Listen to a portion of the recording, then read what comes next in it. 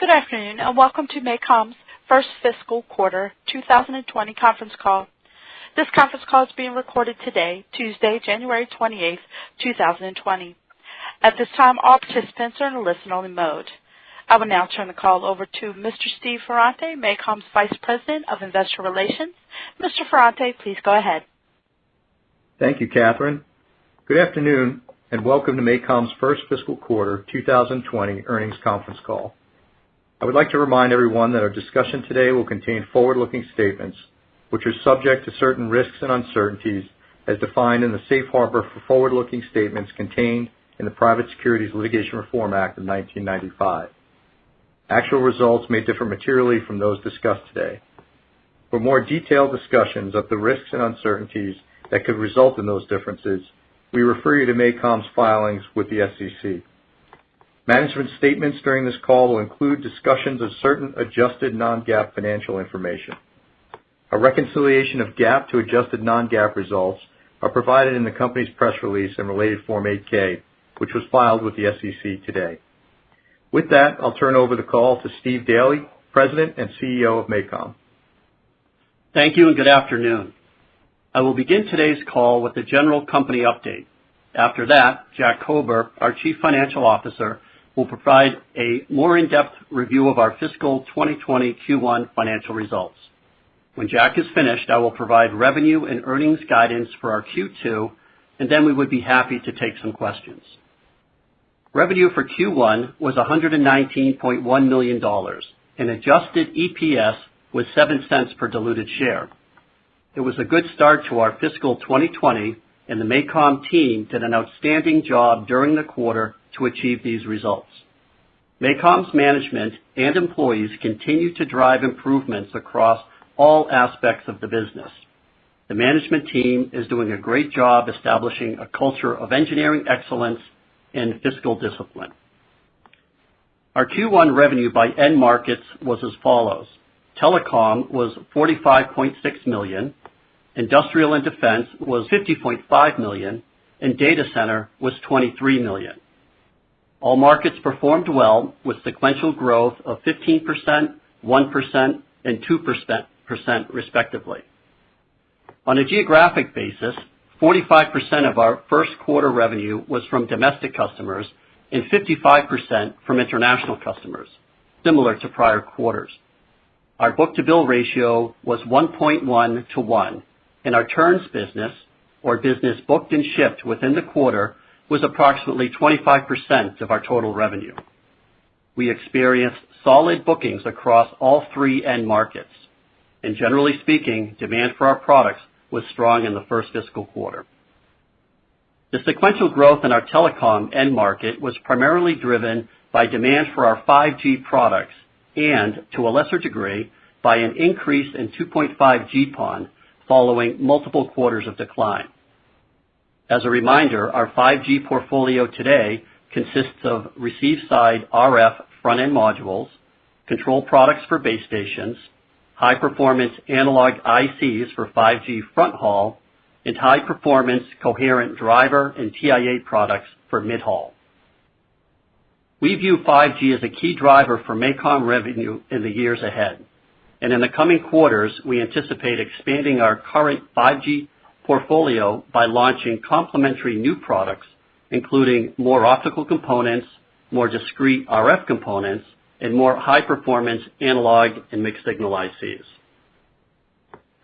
Our industrial and defense end market revenue was driven by various U.S. defense programs, SATCOM applications, and increased sales to our test and measurement customers. Going forward, we plan to expand our efforts to win market share with our existing products, and we will target satellite and defense OEMs with our high reliability components. Our data center end market revenue continues to show improving trends, driven largely by our 100G product portfolio. Today we service this market with high-speed analog products. The inventory in our sales distribution channel is relatively low compared to historical levels, and we believe our largest high-volume customers are carrying relatively low levels of inventory. This has, and we expect that it will, continue to support near-term incremental revenue growth.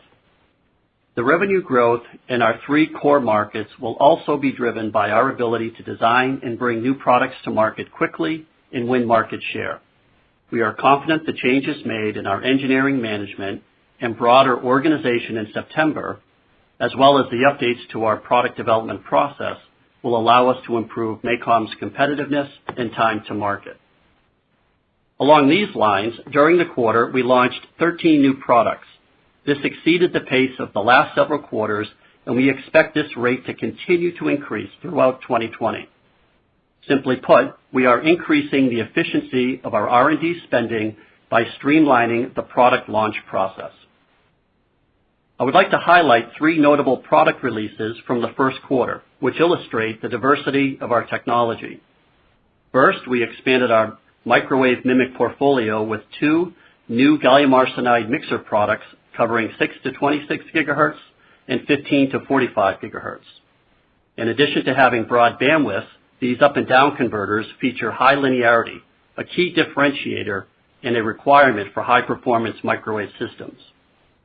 We offer these products as bare die or in low-cost surface mount packages, and they will target point-to-point microwave radios, test and measurement, and other high-frequency applications. Second, during the quarter, we released to production a silicon germanium 28 gigabaud linear EML laser driver targeting 5G backhaul applications. This device supports 100G, 200G, and 400G data rates using PAM4 modulation. And third, we launched a 12.5 watt, 50 volt GaN on silicon surface mount wideband power amplifier. This product is notable for its wideband performance and 56% drain efficiency at 2.5 gigahertz.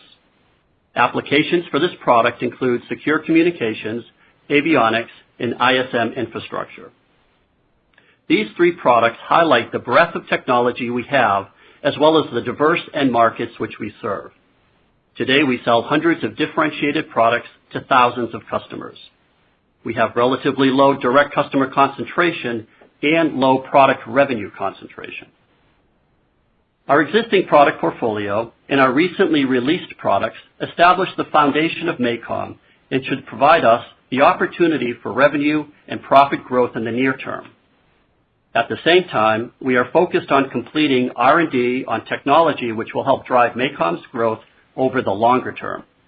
These include new technologies like next-generation GaN on silicon, DSPs, lasers, LPIC assemblies, and silicon photonics. We recognize that these technologies have the potential to generate significant revenues and profits in the years ahead. During the quarter, we made progress on various key technology developments. As an example, our laser diode development team implemented a variety of wafer processing changes to improve our product's performance as well as improve our test and burn-in yields. In the coming weeks and months, we will verify that these changes meet our reliability requirements as well as the long-term reliability requirements of the Telcordia standards for optical components. These results will provide us the opportunity to enter the 5G front-haul market with a 25G laser solution that services up to 10-kilometer applications, enabling new design wins and new revenue. This is just one of many laser re-engineering efforts underway. Our laser technology supports over 15 unique laser configurations, most of which use our patented etch-faceted technology. Our laser technology will target data rates from 100G to 400G in applications in the data center, 5G front haul, and mid-haul, and various other high-volume markets. I can provide a few general updates related to our RF power product and development activities. First, our design team is doing a great job executing their new product plan, which now includes adding GaN on silicon carbide products to our portfolio. Second, our efforts to transition our GaN on silicon technology to ST's 6-inch fab continue. Capital equipment planning, procurement, and installation, which is necessary to complete the process development, all continue to progress. I would like to highlight that ST and MACOM still have a significant amount of work in front of us to complete the GaN on silicon development. And for this reason, we will announce the associated schedules and product introductions when we are further along in the project. And third, using our existing 4-inch GaN supplier, we have made incremental progress on our 5G GaN on silicon massive MIMO amplifier design and product performance. Our current 6-watt, 8-watt, and 10-watt product performance is achieving improved results and is becoming increasingly competitive to LDMOS and GaN on silicon carbide. Over the past 6 months, we have been re-engineering the packaging, device matching, and optimizing amplifier performance by developing new digital predistortion or DPD test techniques. Our goal is to finish these product designs and intersect the market with a compelling product at a compelling price. We believe the demand for massive MIMO amplifier products will grow in the years ahead. MACOM has a diverse business and customer base. We stand in front of a multi-billion-dollar SAM, or serviceable addressable market, with a unique and proprietary technology portfolio. We recognize our revenues are small relative to our SAM, and for this reason, we believe we have a tremendous opportunity to increase revenues, profitability, and stockholder value in the years ahead. Our operations team continues to execute well on meeting customer commitments. In fiscal 2020, the team will be focused on improving key metrics and performance of our wafer fab, as we see opportunities to improve cycle times, lower scrap levels, and improve inventory planning.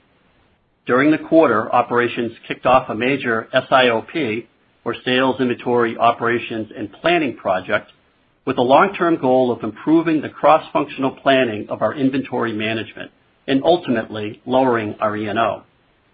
These process improvements are expected to reduce inventory waste, and we believe that the associated savings will drop right to our bottom line. We expect to see benefits of these efforts in our fiscal 2021. In summary, we continue to improve all aspects of our business, including technology roadmaps, company positioning within the core 3 markets, and operational improvements. I am pleased with the results to date, and we expect continued improved performance as we move ahead. I'll note that we'll be attending the Optical Fiber Conference, or OFC, in San Diego in March during our fiscal Q2. We will have some additional new products to introduce at the conference, as well as some great product demonstrations at our booth. Jack will now provide a more detailed review of our Q1 financial results. Thanks, Steve, and good afternoon, everyone. Our fiscal Q1 results were another tangible step toward improving MACOM's overall profitability and cash flow. Most notably, we posted sequential improvements in revenue, adjusted earnings per share, and free cash flow. This has been a company-wide effort, and I would also like to thank all of the MACOM employees who have been working hard to help achieve this. Revenue in the first fiscal quarter of 2020 was $119.1 million, up 6% sequentially. The sequential improvement was driven by positive trends across our end markets, including growth from early 5G deployments in telecom, healthy demand in industrial and defense, as well as increases in data center. On a year-over-year basis, revenue was down 21% from $150.7 million in fiscal first quarter of 2019. Adjusted gross profit in fiscal Q1 was $63.7 million, or 53.5% of revenue. Adjusted gross margin was up 50 basis points sequentially. Gross margin improvement remains a key focal point for us. As Steve noted, we have a number of ongoing internal initiatives aimed at cycle time improvement, scrap reduction, and operational efficiencies that we believe will result in incremental gains in gross margin over the course of fiscal 2020 and beyond. Total adjusted operating expense was $50.7 million, consisting of R&D expense of $31.6 million and SG&A expense of $19.1 million. Operating expenses were down more than $300,000 sequentially. We incurred $1.2 million of restructuring charges in the first fiscal quarter associated with the restructuring plan we announced back in June 2019. We anticipate approximately $2 million of additional restructuring expense remaining over the course of fiscal 2020 as we complete these actions. As I have previously noted, there are a few remaining items related to our June 2019 restructuring plan that we expect will provide additional OPEX reductions later in fiscal 2020. I would also like to note that from time to time, our R&D expenses may include large expenditures associated with certain development programs. We will continue to invest in new product opportunities while also aggressively managing our discretionary spending. Adjusted operating income in the first quarter was $13 million, translating into 10.9% adjusted operating margin. We see ample operating leverage in our business model for the remainder of fiscal 2020 as we expect revenue growth to continue and operating expenses to remain relatively stable. Depreciation expense for fiscal Q1 was $7.4 million, and adjusted EBITDA was $20.4 million. Fiscal Q1 adjusted net interest expense was approximately $7.6 million, down slightly from the fiscal fourth quarter of 2019. Our non-GAAP adjusted income tax rate in fiscal Q1 continued at 8% and resulted in an expense of approximately $400,000. Fiscal Q1 adjusted net income was $4.9 million, translating into 7 cents of adjusted earnings per fully diluted share, utilizing a share count of 67.5 million fully diluted shares. Now, moving on to cash flow and balance sheet items. Cash flow from operations was a highlight for our fiscal Q1, coming in at $37.7 million. A primary factor behind the improved cash generation was lower working capital levels, led by an $18 million reduction in our accounts receivable balance. This is a direct result of our efforts to improve revenue linearity throughout the quarter, which has allowed us to collect more accounts receivable within the quarter.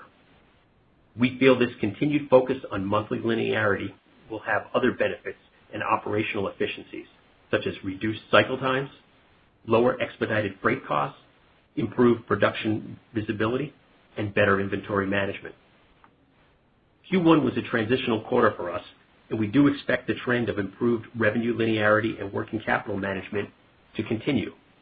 However, during Q2, we do not believe we will be able to generate operating cash flow at the same level we did here in fiscal Q1.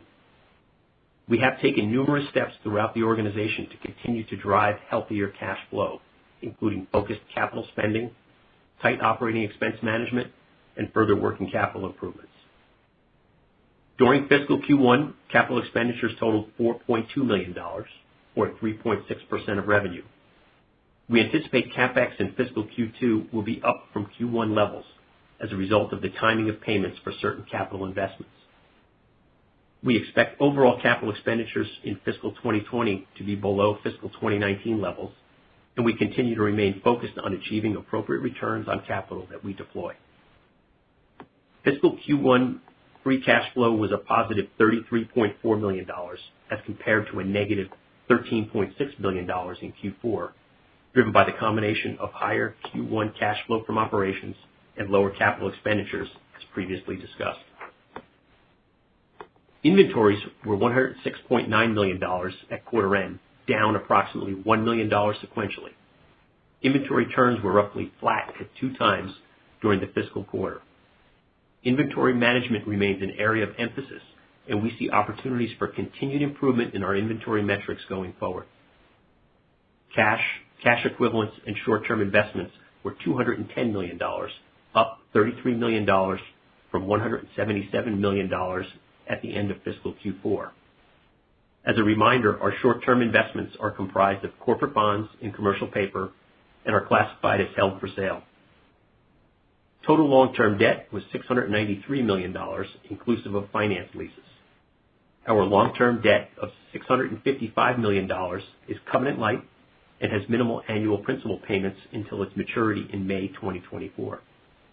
We also have an undrawn $160 million credit line available through November 2021. I want to note that fiscal Q1 was the first quarter in which we implemented FASB's new standard on lease accounting, ASC 842. The adoption of this new accounting standard resulted in an increase in our assets and liabilities of approximately $38 million. In summary, we are pleased with our financial progress in the first fiscal quarter of 2020. While there's still much more work for us to do in order to achieve our longer-term objectives, we believe that we're off to a good start with positive momentum across the business. I will now turn the discussion back over to Steve. Thank you, Jack. MACOM expects net revenue in Q2 fiscal 2020 ending March 27th, 2020 to be in the range of $122 to $126 million. Adjusted gross margin is expected to be in the range of 53% to 55%.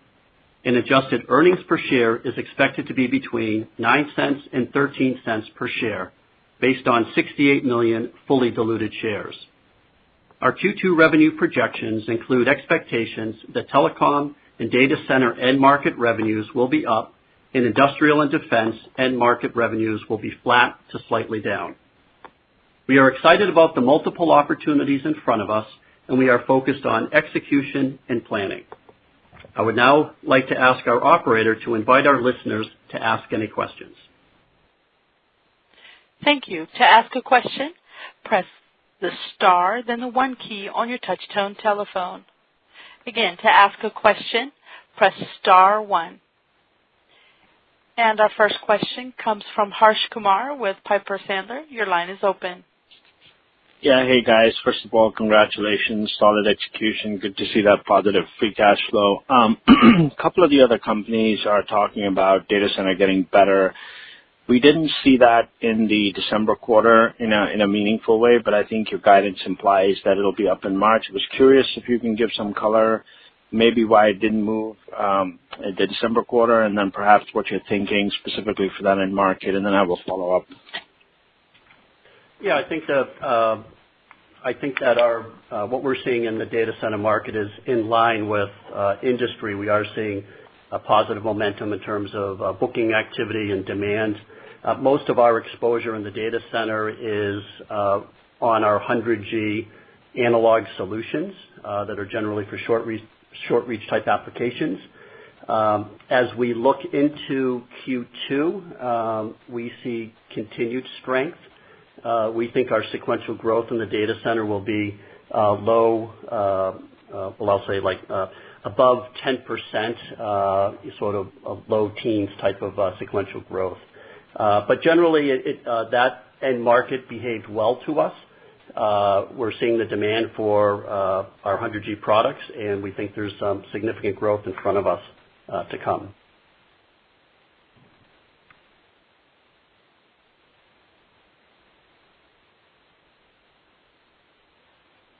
Okay, our next question comes from Quinn Bolton with Needham & Company. Your line is open. Hey, let me echo my congratulations on the nice results and especially on the nice cash generation in the quarter. Steve, wanted to come back. You had mentioned some new products. I think it was GaN on silicon, the 6, the 8, the 10 watt, and I just tried to get a sense of the applications for that and how those products may differ from what you're doing with ST Micro for GaN on silicon. Right. So just to remind everybody, we have a fairly robust power business. Most of it revolves around legacy bipolar transistor business, where you're talking about 50 watt and above type power levels. And we see that that's a stable market. It's typically in avionics, defense type end applications, test and measurement even. And so part of our strategy in terms of product development is to make sure that as the new technologies come forward, such as GaN on silicon or even GaN on silicon carbide, that we address those same markets with a more relevant technology or a newer technology. So our strategy over the next year or two will be to build out our general power transistor as well as power amplifier business for this multi-market category. What we like about this market is the ASPs are high. The margins are generally very strong, typically above our corporate average. It's a low, medium volume, high mix type of a product area, and it's additive to the strategy that revolves around 5G and ST, but it's very, very different. So as you know, the ST strategy is really taking our existing GaN on silicon process and transitioning it to a 6-inch low-cost, high-volume fab, specifically to address markets like massive MIMO and 5G. Got it. So it's a different application. Thank you. The other question I had is, you guys seem to be reporting strength on the telecom side of the business driven by 5G, I think front mid-haul. Yet, when we listen to Texas Instruments and Xilinx reporting here after the close, both companies have talked about seeing slower activity on 5G. Just wondering if you might be able to help us reconcile, the strength you're seeing versus perhaps some of the weakness some of the larger players in the space are seeing. Well, I think a few things. Number one, we're very small relative to the size of the market. Remember, we're in front of a multi-billion-dollar SAM, so our incremental growth in any period isn't necessarily representative of the market. That's the first point I'd make. The second is our telecom end market is actually a large catch-all for a variety of different sub-markets. So 5G is one of them, but we have other sub-markets that drive growth, for example, GPON, and I think I mentioned in the script that was an area that was showing strength. So, with that said, we are seeing new revenue from new products in the 5G front haul market, and we believe we're in a strong position with some of our products, some of our analog products, to support that market. So, I guess I'll leave my comments at that, other than, we are seeing the strength. We think that strength will continue. We have a lot of different products that go into telecom. We talked about the high power switches in the past, front-end modules, of course, for 5G radios, and then the access market, which is the GPON market. So telecom for MACOM is a very broad market. As we look into Q2, we think we'll see high single-digit sequential growth coming from all these things I just talked about. Thank you. Thank you. And as a reminder, if you would like to ask a question, press star 1. And please limit yourself to one question and one follow-up. Our next question comes from Tore Svanberg with Stifel. Your line is open. Yes, thank you, and congratulations on the strong results. Steve, I apologize for making this comparison, but the previous management team at MACOM seemed to be really aggressive on GaN on silicon. You just mentioned that, perhaps, with GaN on silicon carbide, at least to me it appears that you're going to have a bit more of a balanced approach when it comes to the different flavors of GaN. Is that the right way to think of it, or is there any other reason why you are starting to make more investments in GaN and silicon carbide? Right. So I look at our business from a portfolio point of view, and we will have products that will run through our internal fab, and we'll have products that we will go to the market and we'll use external fabs. And so when we think about GaN on silicon or GaN on silicon carbide, or any other process, whether it's high power pHEMT or HBT or even bipolar, our strategy is simple. We want to make sure our chip designers have access to the best technology for the applications that they're focused on. About $50 million of revenue today is in industrial and defense. This is an end market that we sit in or contribute to that wants the best technologies. And so when we compare certain applications to the different GaN process technologies, there are many instances where GaN on silicon carbide will provide a superior solution. And so we want to provide our designers access to that process. So I look at the opening up of the aperture of our GaN strategy as additive.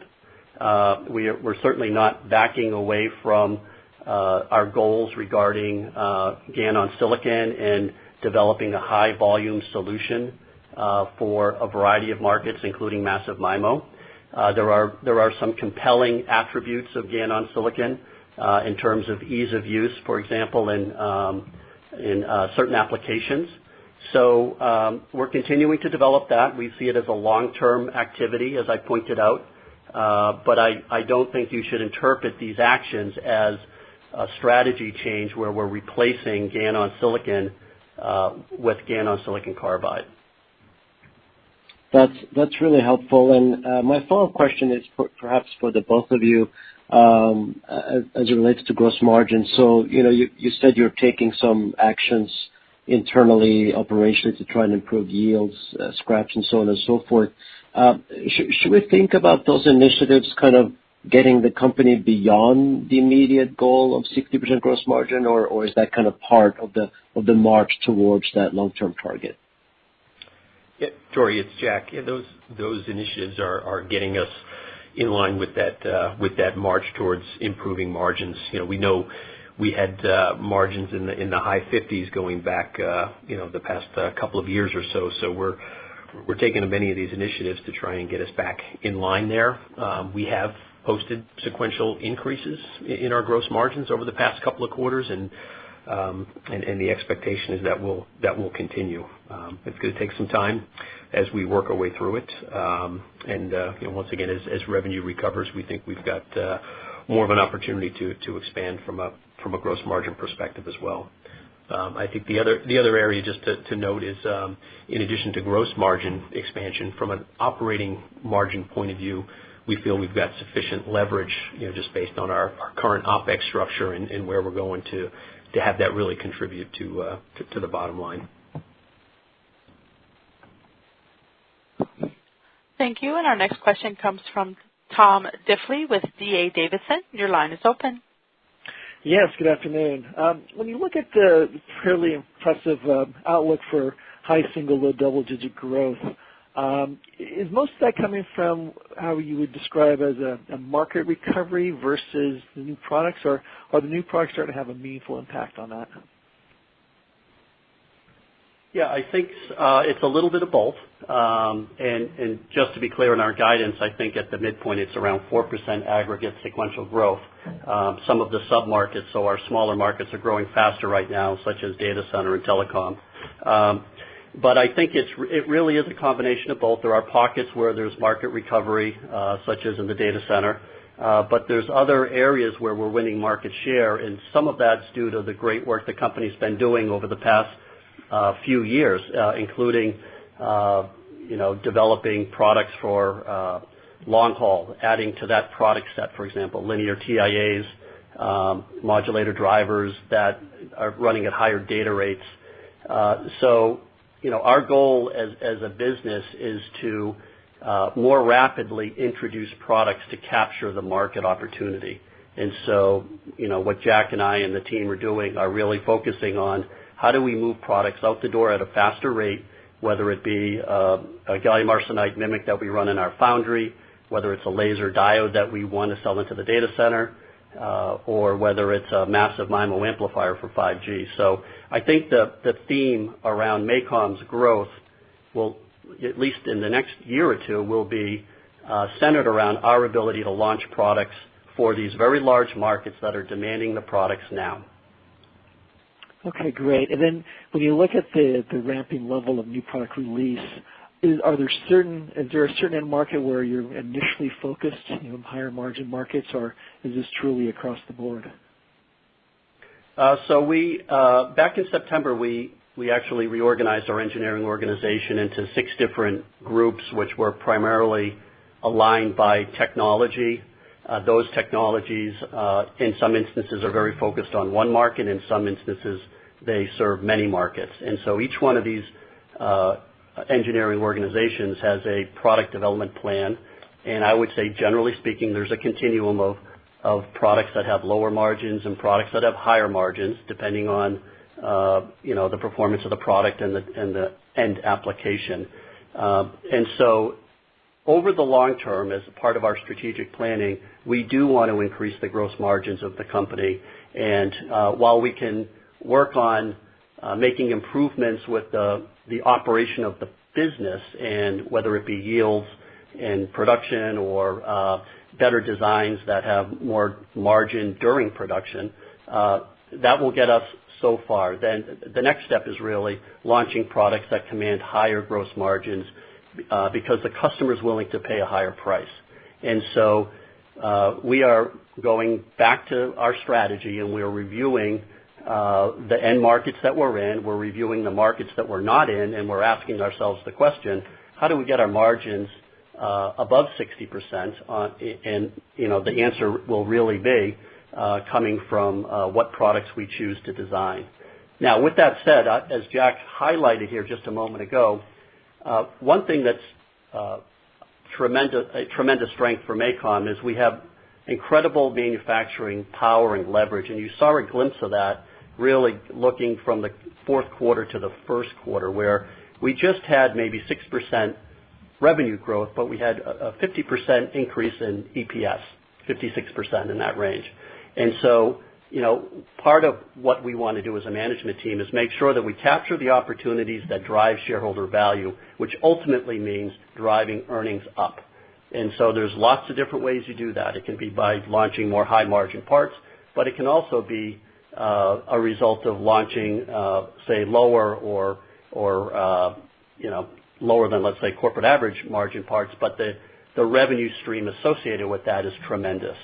And so we will certainly look at all of these strategies, and you can be sure that our underlying theme will be to drive shareholder value, which means driving earnings up. Thank you. And our next question comes from Tim Savago with Northland Capital. Your line is open. Hi, good afternoon, and congrats on the results.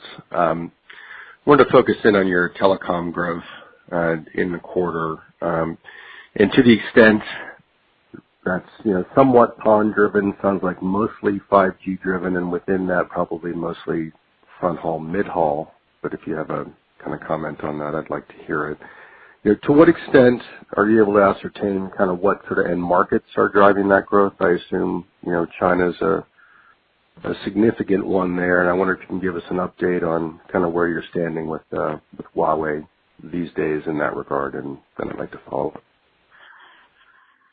Yeah, well, your initial comments are accurate and correct regarding what you believe the growth is coming from. It is primarily coming from basically 5G front haul and the chips associated with that end application. It's primarily a China end market, although there is a small contribution coming from other overseas markets that are not, that are outside of China. Regarding Huawei, Huawei, as everybody knows, went on the entity list back in May. Prior to that, our revenue at Huawei had been ramping up. They had not in recent years achieved a 10% revenue level, but they were climbing up to that point. And then in the middle of May, that changed. And since then, we've seen, number one, a vast majority of the products that we were selling to Huawei we're no longer selling to Huawei because of the export restrictions. But there is a small subset that we are allowed to sell to them, and we've been doing that. And I would say over the past 7 months, the revenues to Huawei have effectively been declining or flat. And so when we do our AOP planning and we look at our future activities, we sort of take the associated revenues out of our modeling and consider that upside. But the general trend has been flat really over the last 2 quarters, but declining. And so again, when I look at that and think about our business at large, I would say clearly Huawei is a key player in the telecom space, but our strategy has to be to grow beyond Huawei and make sure that if we lose a key customer, that we're still strong enough to be profitable and to grow. And that's where the diversity of our business comes into play. We have thousands of customers. We have hundreds of product lines. We don't have a lot of customer concentration relative to our peers, and so we think this is a strength. But we are certainly keeping an eye on Huawei. We're not really engaged with them at this stage other than selling a very small subset of what we were previously selling them. And all of our forward-looking planning is sort of ex-Huawei until things change. Got it. And to follow up on the front haul side, you made some comments around 25 gig lasers into that application, though I'm not sure I caught the timing. Assuming your kind of front haul revenues today are more, HPA driven, what could the laser part add to that, and when might you expect that to ramp? So you're right. It could be very additive. We didn't specifically talk about the timing of that other than to say that we've just gone through a process update, and now we're going through a qualification phase. So the best thing to do at this stage is to wait for updates in this on the timeline. I can say that it's going to take at least a quarter or two to get to the point where we're comfortable talking about ramps or product introductions or things like that. We still have a fair amount of work to do internally. So no 25G laser revenue for front haul in the near term. Thank you. And our next question comes from Harsh Kumar with Piper Sandler. Your line is open.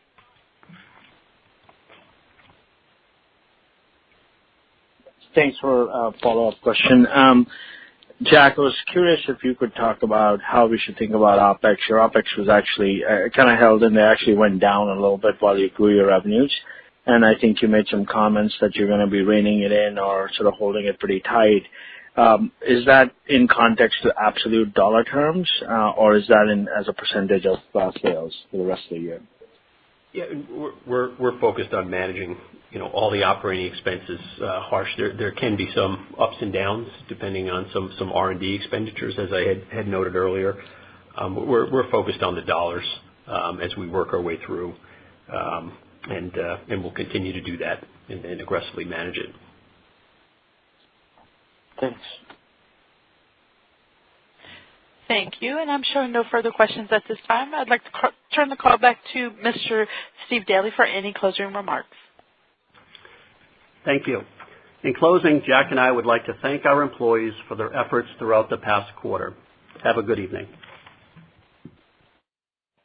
Ladies and gentlemen, this concludes today's conference call. Thank you for participating. You may now disconnect. Everyone, have a great day.